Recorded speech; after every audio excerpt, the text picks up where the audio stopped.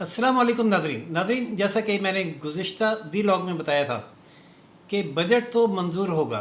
जहांगीर तरीन ग्रुप चाहे जितनी मर्जी धमकियां दे ले या बयानात दे ले, और वही हुआ।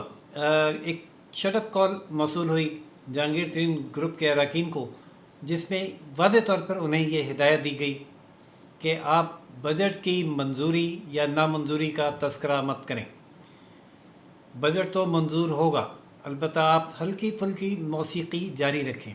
कॉल और उसके अल्फाज, इससे आपको अंदाज़ा तो हो रहा होगा, समझ तो आप गए होंगे कि कौन है इस गेम के पीछे और कौन ये हिदायत जारी कर रहे हैं कि बजट की मंजूरी की बात ना करें। मैक्सिमम बजट कहाँ जाता है और बजट के बगैर किसका काम नहीं चलेगा, ये भी सब जानते हैं। नाज़रीन, ख़बर यही है कि जहांगीर तरीन ग्रुप और इमरान खान के दरमियान मुज़ाकरात में मामला तय पा गए हैं। मामला क्या तय पाए हैं इसकी तफसील सामने नहीं आई, लेकिन वो जो NRO नहीं दूंगा, NRO नहीं दूंगा, NRO नहीं दूंगा का जो रट्टा था, वो सिर्फ उन्हीं के लिए है जिनके साथ खान साहब की सियासी दुश्मनी को वो ज़ाती इंतकाम का रंग दे चुके हैं। बाकी PTI ग्रुप तो उनका अपना जहाज़ और हेलीकॉप्टर ग्रुप है, वो कभी नाराज़ और कभी राज़ी। जहांगीर तरीन ग्रुप का अलग ग्रुप बना भी इसलिए था कि अगले दिन ज़मानत की जो तारीख़ है उसमें तोसी हो जाए, और बजट नामंजूर होने की धमकियाँ इसीलिए दी जा रही हैं कि ये मुकदमात ख़त्म हो। लेकिन एक चैनल पर फैसल वाडा ने ये जहांगीर तरीन ग्रुप के एक रुकन को साथ बिठाकर उनके मुंह पर बांगे दहल और बहुत कॉन्फिडेंस के साथ ये कहा कि यह ग्रुप एक SHO की मार, एक SHO भेजा, एक पर्चा दायर हुआ तो ये आंधी की तरह जो है इधर से जैसे शॉपर उड़ के इधर से उधर और उधर से उधर जाते हैं, ये भी ऐसे ही उड़ के वापस आएंगे। और जिस कदर कॉन्फिडेंस के साथ वो मुंह पर ये बात कर रहा था, साथ बैठे हुए PTI ग्रुप के रुकन को इस पर बिल्कुल गुस्सा नहीं चढ़ा। उसने कोई फैसल वाडा पर जवाबी हमला नहीं किया। हालांकि फैसल वाडा के बारे में वो वाज़ेह तौर पर ये कह सकते थे कि हमारा PTI का हम पर कोई एहसान नहीं है, हम खुद इंडिपेंडेंट इलेक्शन जीत कर आए हैं। एहसान अगर होगा तो आप पर होगा, जिसको नाली के बावजूद ना सिर्फ उन्होंने टिकट देकर इलेक्शन जितवाया, बल्कि जब नाली साबित होने लगी तो इस्तीफ़ा देकर सेनेटर भी बनवा लिया। तो आप तो वफादारी करें, हम नहीं करेंगे, लेकिन वो ये नहीं कह सके। और फैसल वाडा का कहा हुआ बिल्कुल दुरुस्त साबित हुआ।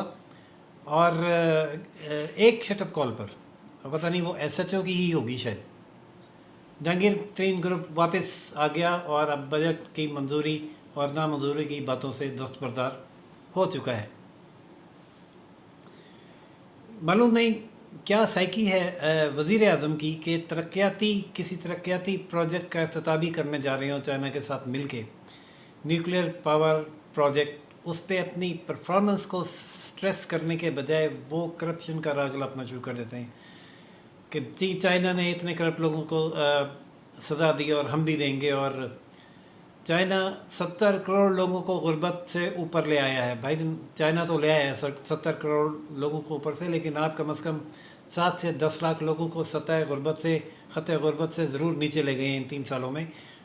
और अगले 2 सालों में उनका गुर्बत से बाहर निकलने का कोई इम्कान नहीं, बल्कि जो मिडिल क्लास अब बची है वो भी गुर्बत की तरफ जाने की तैयारियों में है। पता नहीं बजट क्या आएगा और वो किस कदर इम्प्लीमेंट हो सकेगा, और क्या उसको इस बजट में महंगाई के तनासुब से किसी को रिलीफ मिल भी पाएगा या नहीं।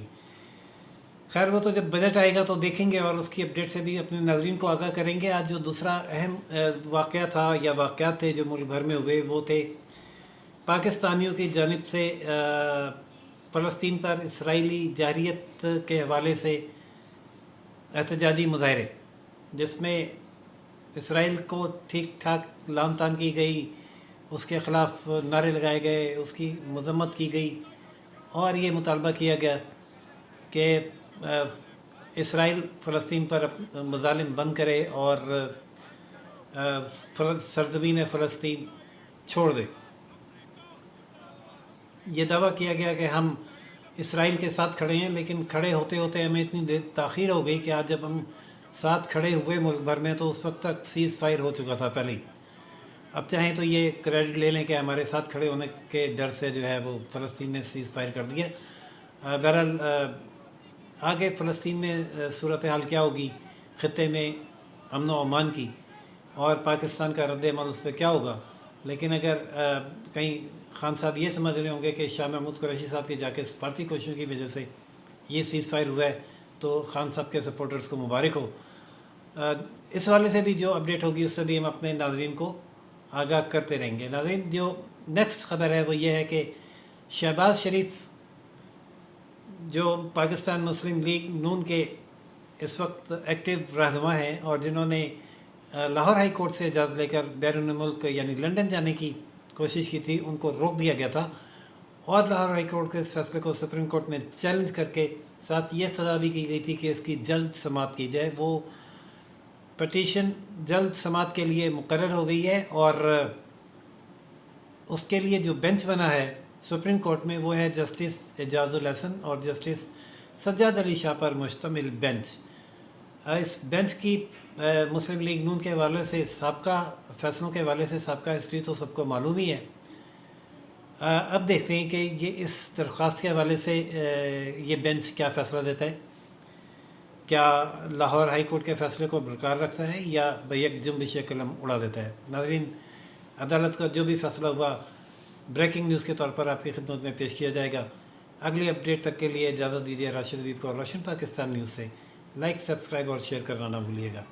अल्लाह हाफ़िज़।